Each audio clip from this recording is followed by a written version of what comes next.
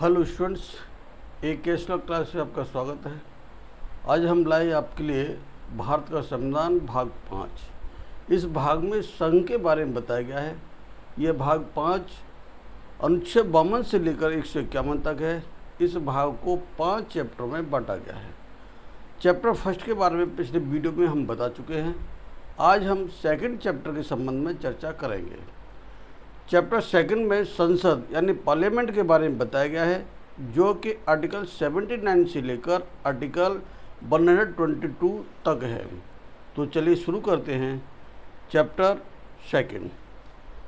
Article 79 में संसद के गठन के बारे में दिया गया है और कहा गया है कि संघ के लिए एक संसद होगी जो राष्ट्रपति और 2 सदनों से मिलकर बनेगी, जिनके नाम राज्यसभा और लोकसभा होंगे। आर्टिकल 80 में राज्यसभा की संरचना से संबंधित है। आर्टिकल 81 लोकसभा की संरचना से संबंधित है, जबकि आर्टिकल 82 प्रत्येक जनगणना के पश्चात पुनः समायोजन से संबंधित है। आर्टिकल 83 में संसद के दोनों सदनों की अवधि बताई गई है, जबकि आर्टिकल 84 में संसद की सदस्यता के लिए क्वालिफिकेशन दी गई है। आगे आर्टिकल 85 में संसद के सत्र, सत्रावसान और विघटन के संबंध में बताया गया है। आर्टिकल 86 में सदनों में अभिभाषण का और उनको संदेश भेजने का राष्ट्रपति का अधिकार दिया गया है। आगे आर्टिकल 87 राष्ट्रपति का विशेष अभिभाषण से संबंधित है। आर्टिकल 88 में सदनों के बारे में मंत्रियों और महान्यायवादी के अधिकार दिए गए हैं।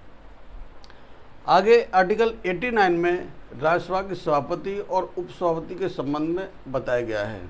आर्टिकल 90 में राज्यसभा के उपसभापति का पद से रिक्त होना, पदत्याग और पद से हटाए जाने के संबंध में बताया गया है, जबकि आर्टिकल 91 में सभापति के पद के कर्तव्यों का पालन करने या सभापति के रूप में कार्य करने की उपसभापति या अन्य व्यक्ति की शक्ति दी गई है।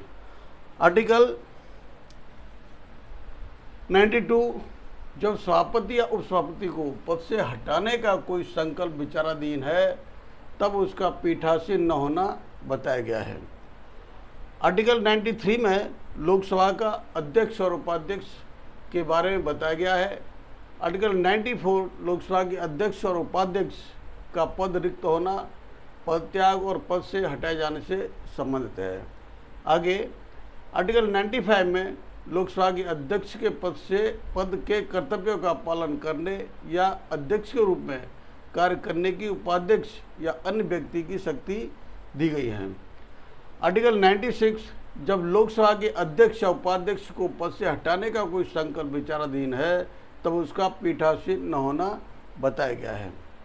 आर्टिकल 97 में सभापति और उपसभापति तथा अध्यक्ष और उपाध्यक्ष के वेतन और भत्ते के संबंध में बताया गया है। आगे आर्टिकल 98 संसद के सचिवालय से संबंधित है। आगे आर्टिकल 99 संसद के सदस्यों द्वारा शपथ या प्रतिज्ञान से संबंधित है।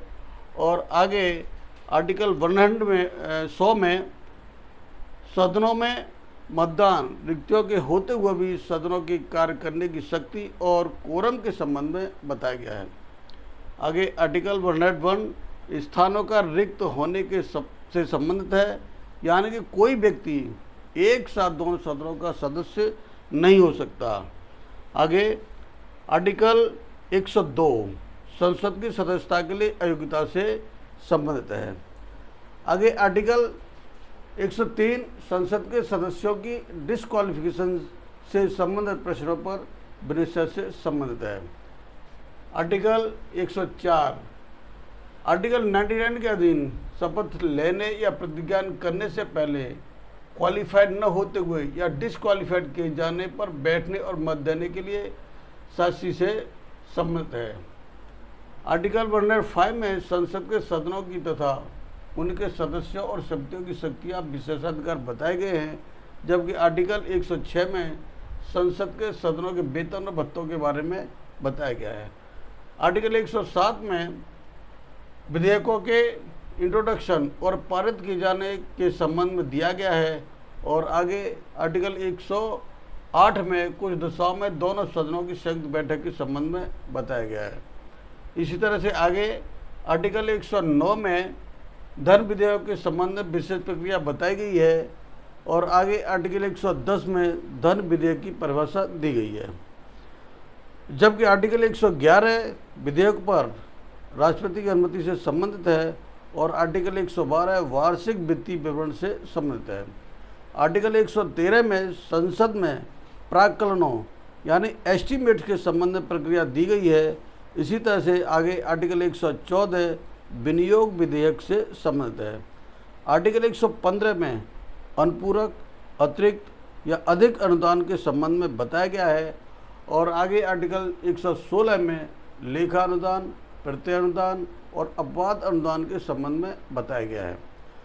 आगे आर्टिकल 117 में वित्त विधेयक के बारे में विशेष उपबंध दिए गए हैं और आर्टिकल 118 प्रक्रिया के नियम से संबंधित है और कहा गया है कि संसद का प्रत्येक सदन अपनी प्रक्रिया और अपने कार्य संचालन के विनियमन के लिए नियम बना सकेगा।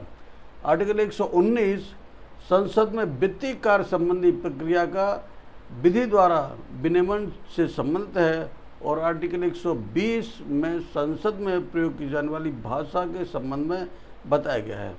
आर्टिकल 121 संसद में चर्चा पर निर्बंधन से संबंधित है और आगे आर्टिकल 122 न्यायालय द्वारा संसद की कार्रवाइयों की जांच न किए जाने से संबंधित है। तो ये चैप्टर 2 पूरा हुआ। आगे हम बहुत जल्दी लेके आएंगे चैप्टर 3। आप इस वीडियो को लाइक करें, शेयर करें तथा चैनल को सब्सक्राइब करें।